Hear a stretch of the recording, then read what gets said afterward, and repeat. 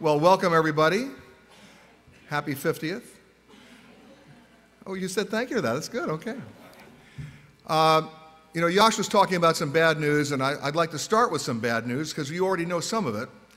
And I'm also going to tell you it's about to get worse. But that's okay. You know why? Because we're going to adjust. And you know why we're going to adjust? Because it's what we do. Where's Rosie? Rosie, are you here? Raise your hand, Rosie. Okay, walking in here today, this woman accosted me and said, I was there at your speech last year and you speak too fast. So Rosie's my monitor today, and anytime I speak too fast, she can yell at me, okay? All right. We now have a Democratic presidential ticket. We have a Republican presidential ticket. Here's what we don't have: a plan to fix travel. It's not part of any of their campaign platforms, and it should, and I'll tell you why. Believe it or not, it's the largest industry in the world. It employs the most number of people. It is singularly responsible for the GDP of over 93 countries. And yet the United States government is the only country that I know of its size that doesn't have a cabinet-level post for travel and tourism. Every other country has a minister of tourism. We have the TSA.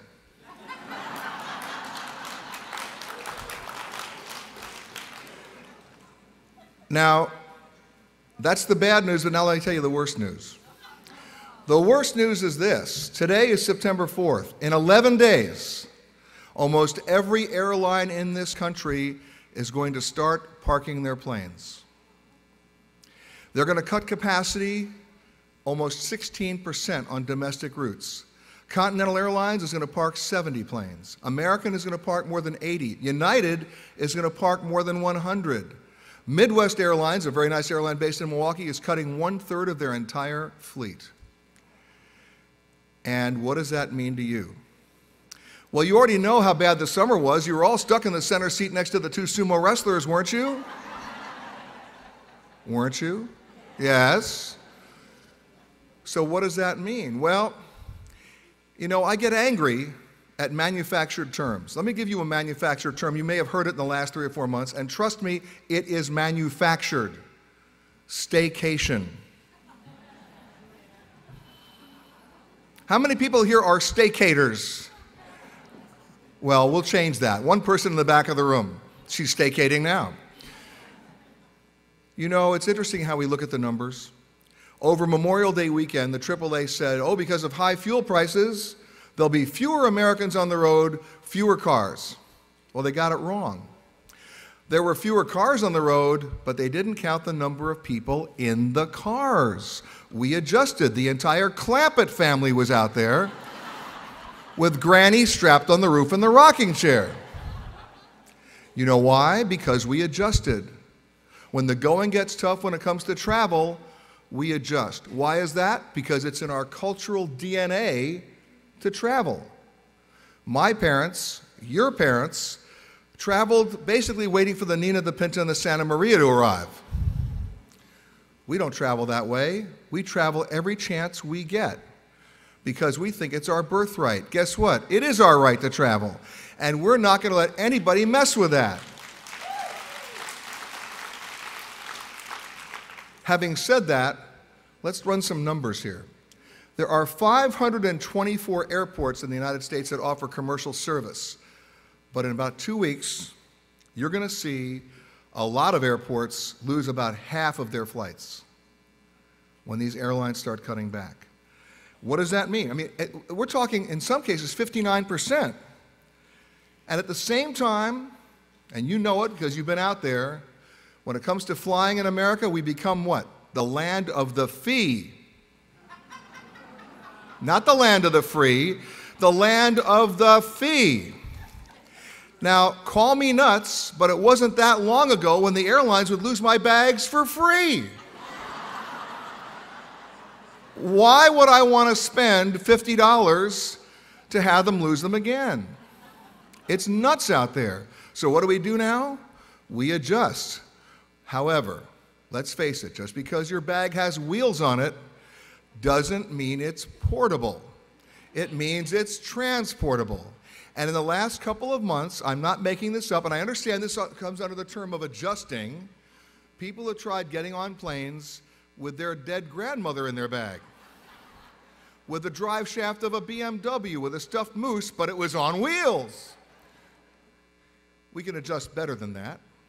You may have seen the story that ran in the wires 2 days ago about the 78-year-old woman in Sweden who didn't know any better, and she thought that checking in meant to put herself on the conveyor belt.